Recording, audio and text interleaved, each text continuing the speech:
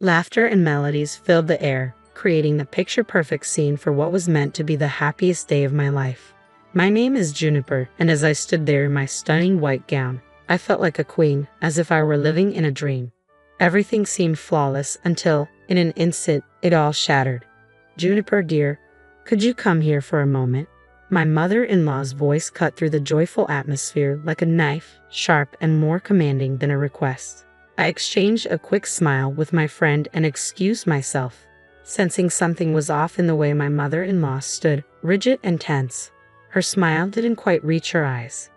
"What is it?" I asked politely, forcing calmness into my voice even as her posture screamed trouble. Her gaze locked onto mine, her words as cold as ice. "It's the way you look at me, Juniper," she said, her tone dripping with accusation. "I know contempt when I see it, and you wear it on your face as plain as day. I'm your husband's mother. I deserve respect, not this silent disdain." I blinked, caught off guard by her sudden confrontation. My heart raced as my thoughts scrambled to make sense of her accusation. "Ember, I think you're mistaken. I respect you deeply," I replied, bewildered and unsure of the hostility that had sprung up so unexpectedly. She scoffed, her expression hardening. "Respect? Ha! I've seen the way you roll your eyes when I speak. I hear those sighs, Juniper. You act like I'm invisible. You've even managed to turn my son against me." Her voice rose, drawing the attention of nearby guests who began glancing our way. The weight of their stares was impossible to ignore. I struggled to maintain my composure, my nerves fraying. Just as I opened my mouth to respond, Silas, my new husband, appeared beside us, concern etched on his face. "Mom, what's going on?" he asked, looking from me to his mother, confusion clouding his expression. Ember didn't miss a beat, clutching Silas's arm dramatically. "Your wife, Silas. She's been treating me with nothing but disrespect, and today of all days, she's been the worst." Her voice cracked with emotion, tears welling in her eyes. Silas turned to me, disbelief flickering across his face. "Juniper, is this true?" His voice was cautious, as if he couldn't fully grasp what was unfolding. "No, it's not true," I said firmly, striving to keep my tone steady despite the whirlwind inside me. "I've done nothing to disrespect her. She's making this up." Ember tightened her grip on Silas's arm, her tears now flowing freely. "I'm your mother, Silas. Do you think I would lie to you?" she cried, her voice trembling with a mix of anger and heartbreak. Silas's expression shifted, concern morphing into something darker, something I had never seen before. In a swift, shocking movement, he reached down, removed his shoe, and struck me on the head with it. The sound echoed through the stunned silence of the room, freezing me in place. My hand flew instinctively to my scalp, which now throbbed from the impact. Gasps rippled through the crowd, but no one moved. I stood there, motionless, a storm of emotions crashing within me, shock, hurt, betrayal, and anger swirling all at once. For a moment, I was at a loss for words. "How could you?" I whispered, the question not just for Silas but for the universe itself, a plea for understanding. How had things spiraled so far out of control? Realizing what he had done, Silas stammered, "Juniper, I didn't mean it. I was just..." I cut him off, my voice steady despite the tears welling in my eyes. "No, Silas, you've shown me exactly who you are." The sting from his blow paled in comparison to the heartbreak of knowing that the man I had married was capable of such cruelty. Turning away from him and his mother, I faced the guests, many still staring in stunned silence. "I'm sorry you had to witness this," I said, holding my head high despite the chaos swirling within me. "Please enjoy the celebration. I just need a moment alone." Without waiting for anyone to respond, I walked away, my heart heavy with the weight of what had just happened. The music had stopped, and the joyful atmosphere that once filled the room had evaporated, leaving only awkward silence and hushed whispers in its wake. I stepped outside, craving a moment away from the noise and chaos. The cool air hit my skin, grounding me even as my thoughts raced uncontrollably. How had everything gone so wrong? Just moments earlier, I had felt happiness, believing I was beginning a beautiful new chapter in my life. Now, it seemed that chapter had ended before it even began. I found a quiet corner away from prying eyes, trying to collect my thoughts. Ember's accusations, Silas's betrayal, and the judgmental stares from the guests. It all felt like too much to handle at once. I couldn't shake the question lingering in my mind. Could I really stay in this marriage after what had just happened? Could I trust Silas again? Tears stunned my eyes, but I fought them back. Crying wasn't going to solve anything, and I refused to let this moment break me. I needed time to think, to process, and most importantly, to decide how I wanted to move forward. One thing was clear: this was a turning point. My perfect day, the dream I had held onto, was gone, replaced by something darker and far more difficult to face. Deep down, I knew I couldn't return to how things were. I had to figure out my next step, even if that meant doing it alone. As I made my way back toward the bridal suite, I could hear whispers trailing behind me, swirling like an unwanted shadow.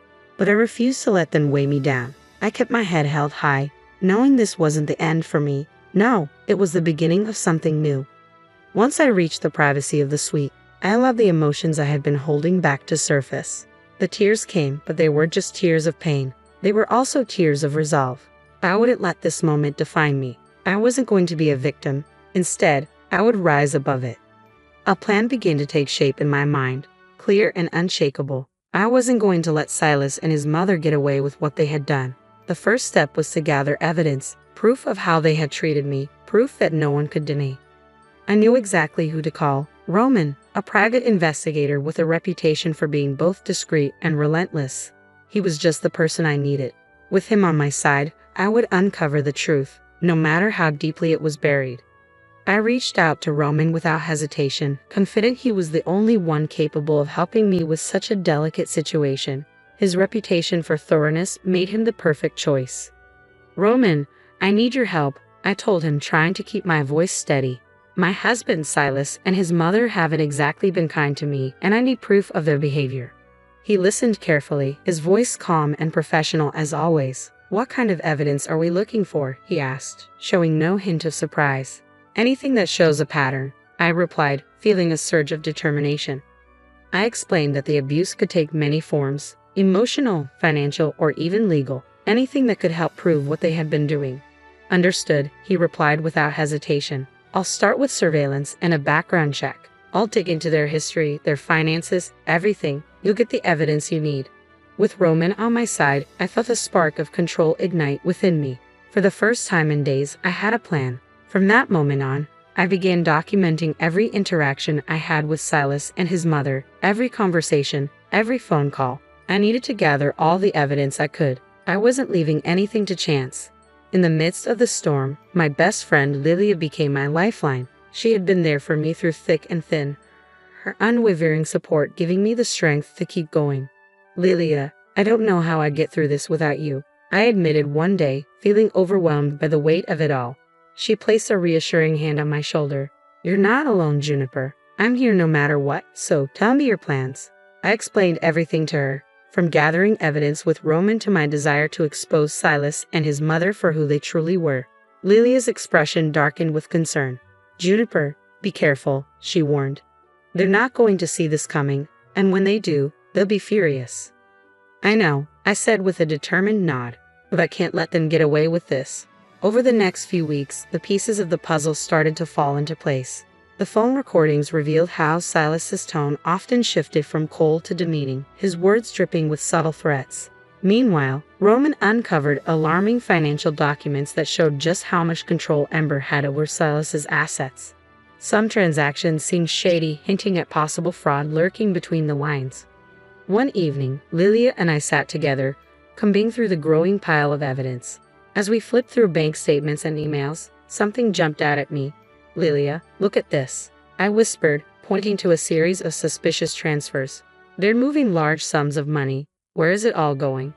Lilia leaned closer, scanning the emails. "It sounds like they're planning something, but we don't know what yet. We need to connect the dots." I muttered to myself, feeling the weight of everything slowly closing in. This wasn't just about emotional abuse anymore.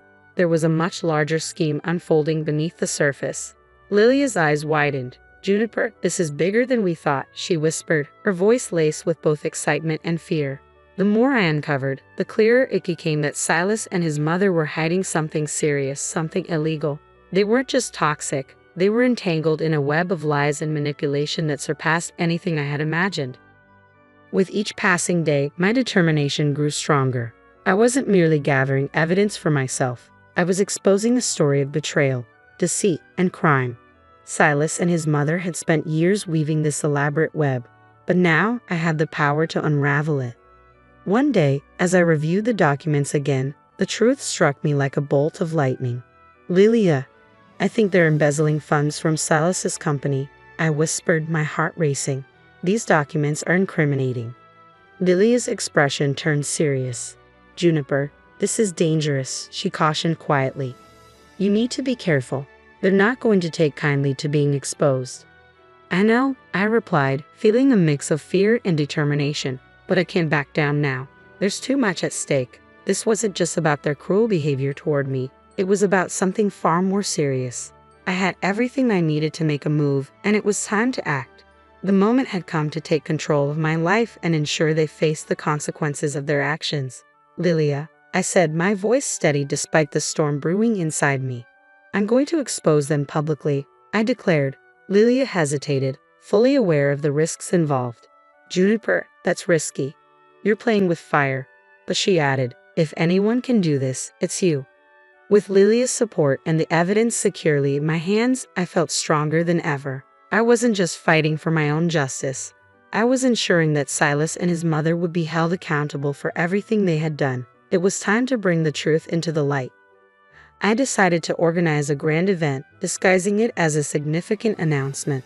Friends, family, and a few media contacts were invited. I needed people who would spread the story far and wide. Once the truth came out, there would be no turning back. The venue was lavish, buzzing with excitement and curiosity, everyone eager to hear the big news. As I stood at the front of the room, I took a deep breath, steadying my nerves. The moment of truth had arrived. Thank you all for coming. I began, keeping my voice calm and composed. Silas and his mother stood beside me, their faces lit with pleasant smiles, completely unaware of what was about to unfold. They believed this event was part of their carefully crafted image, a celebration of their success. But they were about to learn the truth. The lies they had built their lives on were about to come crashing down. Juniper, darling, we're so proud of you, Silas said, his voice sweet but hollow like syrup masking poison. He stood beside me with a smile that didn't quite reach his eyes. Whatever this announcement is, we support you. His words dripped with insincerity, but I held myself together, taking a steady breath. This moment wasn't for him, it was for me. I turned to face the room, scanning the eager faces of friends, family, and media guests. Thank you all for being here, I began, my voice steady. I've gathered everyone here today to share some important truths about my marriage and the Brown family. Amber's smile faltered, her confidence slipping as uncertainty flickered in her eyes. Truths, she repeated, her voice shaky with disbelief and fear. Juniper, what do you mean? I met her gaze without hesitation. I mean the abuse, the lies, and the illegal activities that have been hidden beneath the surface. My voice grew stronger with each word, and a tense silence fell over the room as the crowd hung on my every syllable. Silas's face turned crimson, his barely contained rage bubbling just beneath the surface. Juniper, have you lost your mind? He hissed through clenched teeth, his fists tightening at his sides. Quite the opposite, Silas, I replied with eerie calm. I've never been more clear-headed, and I've never been more sure of what I need to do. With that, I gestured toward the large screen behind me. Exhibit A, I announced. A video began to play, showcasing one of Silas's many abusive rants. His cruel, angry voice echoed throughout the room, and a wave of gasps rippled through the crowd. I watched as Ember's face drained of color, her hands trembling as she clutched the edge of the podium. This is only the beginning, I continued, holding up a thick folder brimming with incriminating documents. Here are financial records, evidence of fraud, embezzlement, and lies. Everything you see here proves what's really been going on. Silas stepped forward, panic flashing in his eyes. You can't do this, Juniper, he shouted, his voice caught between anger and desperation. You're ruining everything. I met his gaze without blinking. I'm not ruining anything, Silas. I'm exposing the truth that everyone here deserves to know. Cameras clicked furiously as reporters captured the unfolding drama, while Ember's composed facade shattered, her confidence crumbling under the weight of the revelations. Juniper, please, she whispered, her voice now desperate. Let's talk about this privately. There's no need for this public spectacle. I shook my head firmly. No, Ember, there will be no more private discussions. The time for hiding is over. As I continued to present the evidence, the reactions in the room varied. Some guests looked horrified, others whispered among themselves, and a few simply shook their heads in disbelief. Silas and Ember stood frozen, the masks of respectability they had worn for years now shattered, exposing the truth beneath. "This is my story," I declared, addressing the room with unwavering resolve. "A story of surviving abuse, standing against injustice, and reclaiming my life. I refuse to be a victim any longer." The event ended in a flurry of activity, with reporters swarming around me, firing questions while friends and acquaintances approached to offer words of support. I had done it. I had exposed the truth, standing strong in the face of fear and humiliation. But I knew this was only the beginning. There was still one final battle ahead. The courtroom would be the next step, where everything would reach its conclusion. As I sat in that stark, imposing room, nerves and determination coursed through me. My lawyer sat beside me, confident and prepared to fight for justice. Across the courtroom, Silas and Ember appeared uneasy, their once confident expressions replaced by visible anxiety. The trial began, and my lawyer wasted no time. "Your Honor," he began, his voice steady and authoritative, "we are here today not only to seek a divorce but to bring to light years of emotional and financial abuse that my client, Juniper, has endured." From across the room, Silas leaned toward me, his eyes sharp and desperate. "Juniper, you can't win this," he whispered, his voice low and venomous. "You're taking things too far." I met his gaze with a calm but firm expression. "This isn't about winning, Silas. It's about justice. It's about showing everyone who you really are." The trial pressed on as my lawyer presented the evidence with meticulous precision. He played recordings of Silas's cruel words, displayed financial records exposing fraudulent activities, and painted a vivid picture of the manipulation I had endured. Ember, visibly rattled, attempted to defend herself. "Your Honor, this is all just a misunderstanding," she stammered, her voice weak and unconvincing. "Juniper is exaggerating. This has been blown way out of proportion." I looked her in the eye, my voice steady and unwavering. "Exaggerating? The evidence speaks for itself. You can't hide from the truth anymore." The judge reviewed everything carefully, taking time to analyze the documents, testimonies, and facts presented. Minutes stretched into what felt like an eternity, but I stayed composed, knowing the truth was finally being revealed. After a long pause, the judge made her ruling.